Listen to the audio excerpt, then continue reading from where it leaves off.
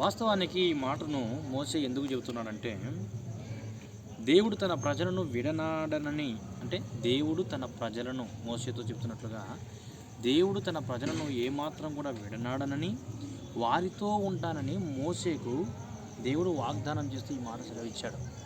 ఏమనండి? నేను నీకు విశ్రాంతి కలగజేతును అని. ప్రభునందు పిల్లరా, మోసే సీనాయి కొండ మీదకి ఎక్కినప్పుడు 40 దినాలు అక్కడ సీనాయి కొండ మీద ఉన్నప్పుడు దేవునితో ముఖాముఖిగా మాట్లాడాడు. దేవునితో మాట్లాడుతూ ఉన్న సమయంలో మరి కొండ కింద ఉన్నటువంటి ప్రజలందరూ కూడా మోసే రావట్లేదు, అయితే మేము పూజించుటకు, మా ముందర నడుచుటకు ఒక దేవతను మాకు ఏర్పాటు చేయని అడిగినప్పుడు వారు దేవతను ఏర్పాటు చేశారు.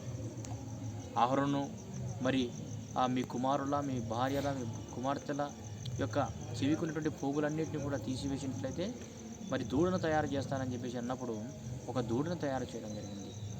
తర్వాత మోసే మరి 40 దినాల తర్వాత మరి బయటకు వచ్చినప్పుడు కొండ నుంచి చూస్తే అందరూ కూడా పాపములు చేసేటువంటి వారిగా, ఆ విగ్రహారాధన చేస్తున్నటువంటి వారిగా కనబడతారు. సమయంలో దేవుడు వారితో కోపగిస్తూ దేవుడు మోసేతో మాట్లాడుతున్న మాటలు ఇవి. అయితే దేవుడు వారి మీద కోపగించుకున్నాడు. వారిని కనాను దేశంలో ప్రవేశింప చేయకుండా వారిని నాశనం చేయాలనుకున్నాడు దేవుడు. చాలామంది మరి దేవుడు వారిని నాశనం చేసినట్లుగా మనం చూస్తూ ఉన్నాం. చూడండి ప్రభునందు పిల్లల, తర్వాత మోసే దేవునితో ప్రార్థిస్తూ, వారు నీ జనము, నీవు కనాను దేశంలో ప్రవేశింపజేస్తానని తెలివిచ్చి ఉన్నావు, వారిని నాశనం చేస్తావా అని మోసే దేవునికి ప్రార్థన చేయడం జరిగింది. అయితే ప్రభునందు పిల్లరా, దానికి దేవుడు నేను మీకు విశ్రాంతి కలుగజేతును, నా సన్నిధి నీకు తోడుగా ఉండును అని వాగ్దానం చేసిన మాటే ఈ మాట.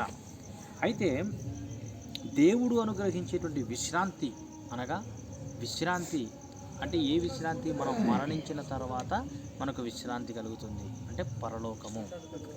అయితే ఈ పరలోకం మనం పొందాలి అంటే హెబ్రీయులకు రాసిన పత్రికలో రాయబడిన విధముగా మరి 3వ అధ్యాయం 17వ వచనంలో ఎవరి మీద ఆయన కోపగించుకున్నాడు? మనం ఇక్కడ గమనించినట్లయితే ఎవరి మీద ఆయన కోపగించుకున్నాడు అంటే పాపములు చేసిన వారి మీద. అంటే మనం పరలోక రాజ్యమునకు చేరకపోవడానికి, విశ్రాంతిలో ప్రవేశించకపోవడానికి కారణం ఏంటి అంటే, ఇక్కడ రాయబడిన విధముగా 17వ వచనంలో పాపములు చేసిన వారి మీద ఆయన కోపగించుకున్నాడు. అంటే ఎవరైతే అపరాధములు చేస్తారో, మొదటి పాయింట్, అపరాధములు చేసే వారికి విశ్రాంతి దొరకదండి. అలాగనే 2వ పాయింట్ మనం గమనించినట్లయితే 18వ వచనంలో తన విశ్రాంతిలో ప్రవేశింపరని ఎవరిని గూర్చి ప్రమాణం చేశాను అని ఇక్కడ రాయబడింది. అంటే ప్రభువుని పిల్లరా, అవిధేయులైన వారిని గూర్చి కదా. దేవుడు ద్వారా మనకు విశ్రాంతి లభించాలి అంటే, అనగా ఆ పరలోక రాజ్యం మనకు లభించాలి అంటే మనము దేవునికి అవిధేయతగా ఉండకూడదు, దేవునికి విధేయత చూపేటువంటి వారముగా ఉండాలి, దేవుని మాట వినేటువంటి వారముగా ఉండాలి. సౌలుతో సమూయేలు ఒక మాట అంటాడు, పొటేల క్రొవ్వు అర్పించుట కంటే, దహన బలులు అర్పించుట కంటే మాట వినడమే శ్రేష్టము అని. ఆజ్ఞ అతిక్రమమే పాపము అని బైబిల్ గ్రంథంలో రాయబడింది. కాబట్టి ప్రభువుని పిల్లరా, మనము దేవుని విశ్రాంతి పొందాలి అంటే, ఆయన రాజ్యమునకు మనం వారసులము కావాలి అంటే, మనం ప్రభువుని పిల్లరా మనము దేవునికి అవిధేయులుగా ఉండకూడదు, విధేయత చూపేవారిగా ఉండాలి. అలాగనే మనం 19వ వచనంలో చూసినట్లయితే, కాగా అవిశ్వాసము చేతనే వారు ప్రవేశింపలేకపోయారని గ్రహించుచున్నాము. అవిశ్వాసము మనలో ఉన్నట్లయితే ఏ మాత్రము కూడా మనం ఆయన రాజ్యంలో ప్రవేశించలేవండి.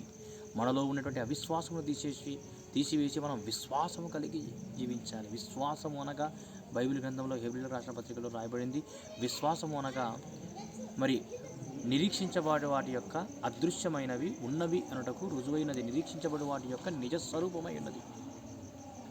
విశ్వాసం అన్నది నిరీక్షించబడి వాటి యొక్క నిజ స్వరూపమై ఉన్నది. ప్రభువునందు పిల్లరా, అంటే అదృశ్యమైనవి ఉన్నవి అని నమ్మడమే విశ్వాసము. అంటే పరలోక రాజ్యం మనకు ఏమాత్రం కూడా కనబడదు, కానీ ఉంది అని బైబిల్ గ్రంథము ఆధారంగా మనం తీసుకొని పరలోక రాజ్యం ఉంది అని నమ్మడమే.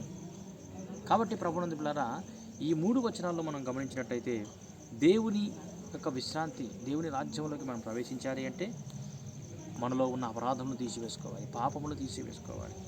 అలాగనే మనము దేవునికి అవిధేయులుగా ఉండకూడదు. అలాగనే మనము విశ్వాసము కలిగి జీవించాలి. మనలో ఉన్న పాపమును తీసివేయడానికే మనము ఆయనకు అవిధేయులుగా ఉండకుండా విధేయులుగా ఉండాలని, మనం విశ్వాసము కలిగి జీవించాలని యేసుక్రీస్తు ప్రభుల వారు మన కొరకు ఈ లోకానికి వచ్చి తన ప్రాణాన్ని మన కొరకు త్యాగం చేసి ఉన్నాడు. సమాధి చేయబడ్డాడు, పునరుద్ధరణుడు తిరిగి లేచాడు, రెండవ రాకడలో మన కొరకు రాబోతూ ఉన్నాడు పిల్లరా.